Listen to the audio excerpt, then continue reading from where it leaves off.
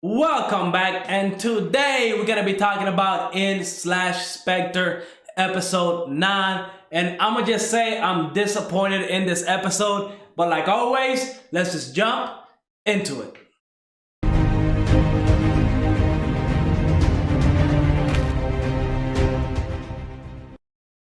Episode 9, I was kind of disappointed with it. Now, last episode, episode 8, we literally end the episode with Lady Nanase and Kuro going off. They're facing each other. They're about to go at it. Now, I know this anime is not like a big action piece. It's not, like those crazy fights that we get to see in like My Hero Academia or any typical shonen, right? But we have seen cool fights in this anime before. Like episode 1, the last little bit of the episode was very cool. When Kuro and Nanase fought for the first time, and they went at it for a couple minutes, that fight was pretty cool. But in this episode, I thought it was gonna be like the big showdown, like the big fight, like the big final fight, until we went and started messing with the main villain of the series. But no, that was not it. This episode, we get another. I would say it was pretty much the whole episode of Cultico trying to convince everybody in the forum of how the detective Torada was killed. Now, the way she was doing it, it made sense. I liked it. I enjoyed it. But I didn't enjoy it for the full, 18 minutes that this happened while Kuro and Nanase were fighting.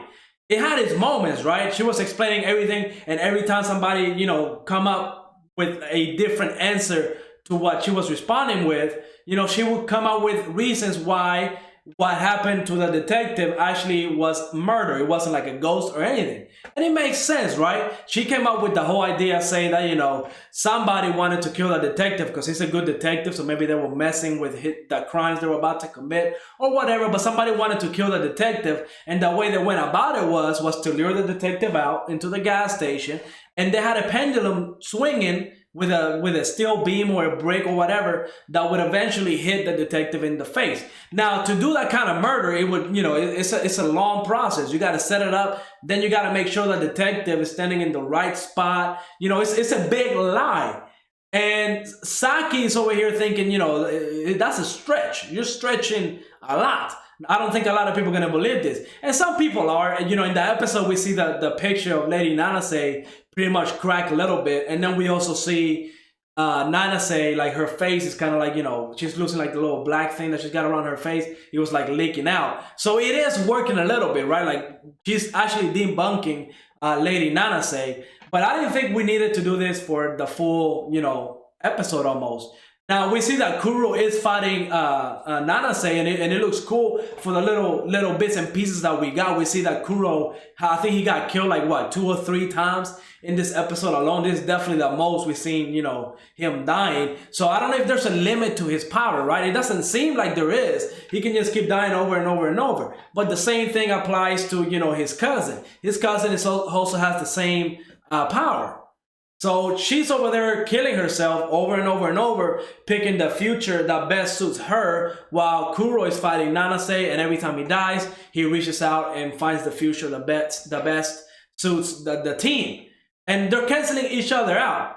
So it's really up to Cultico to come up with a believable story that would pretty much change the future and make it easier for Kuro to pick that future.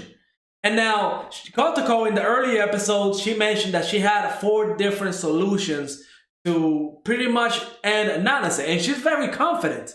And from seeing how she's working and typing and all the stories that she's making up on the fly, Saki is very impressed with that. I was very impressed with that. But again, I have to say it. I don't think it was worth, going through this for 18 episodes. And, this anime it only got 12 episodes. It doesn't have 24, it only has 12 episodes. This was episode 9. We got 3 more episodes.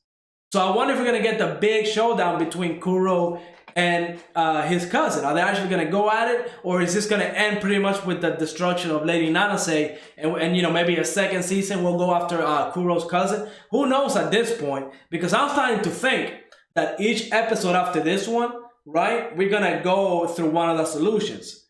And if that's the case, Ooh, that's gonna be rough. Okay, I'm gonna finish the season for this anime just because I started with it. I like to finish it. I only gotta go through 3 more episodes, but I'm kind of disappointed in this anime just for the fact that a lot of the episodes are really just just talking. And if you think about it, right? If you think about this episode right now, if this episode wouldn't have happened, nothing really changed in the story.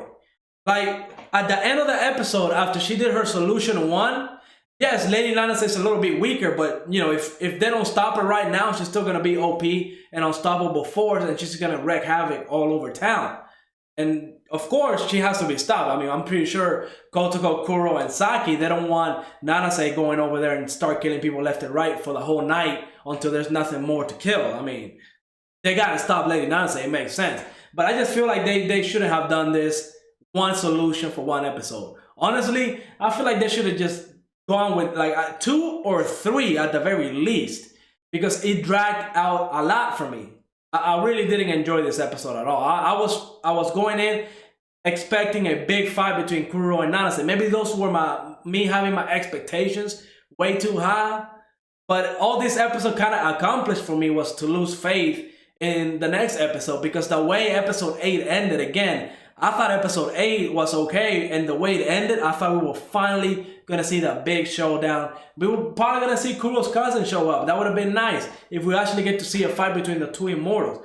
But honestly, at this point, I don't think we're gonna see this. I think the anime, at least this season, is gonna end, and we're just gonna resolve the whole Nanase situation. We've been having this situation for what, like 6 episodes now, give or take. And really, like the first 4 episodes that we dealt with this problem, it's really just been trying to solve the murder of the idol, the star that died, Nanase, and not really figuring out how to kill this ghost or whatever you want to call it, the imagination monster.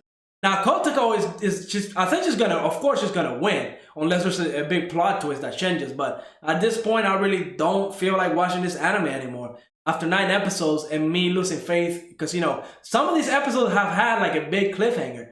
And I'm thinking, oh man, next episode is going to be great. It's going to go down. We're going to see finally Kuro use his full powers, become a badass or something.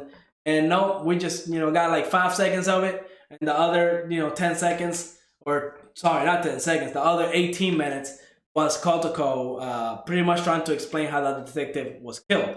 Now, I thought it was funny because pretty much her first solution was blaming Saki.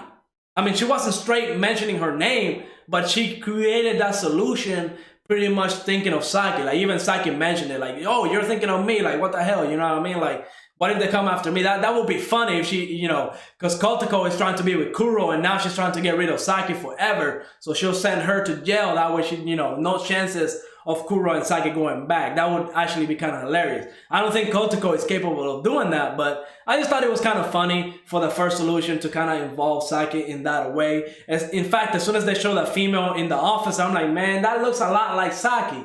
I think Cultico is up to something. I thought it was funny. It was okay. It was like a little comedy in the episode that was supposed to be serious. That part I liked, but overall, the next couple episodes definitely not looking forward to, because even though I want to see what the 4 solutions are, I can't imagine them being so like we're not gonna see it coming. I don't think it's gonna be that big of a plot twist that we're gonna be all like, oh, I can't believe that's how she did it or anything like that. She's just gonna break it down into a plausible way for the detective to be killed. I'm pretty sure she has another story blaming another murderer or something, where it's not going to be supernatural and everybody's going to fall in line and actually start siding with her. I'm very interested to see Kuro and his cousin go at it. I like that villain. That villain looks cool. She's psycho and she can definitely do some damage. So the fact that we're not getting a lot of her, I'm kind of disappointed. I wanted to see her more on screen.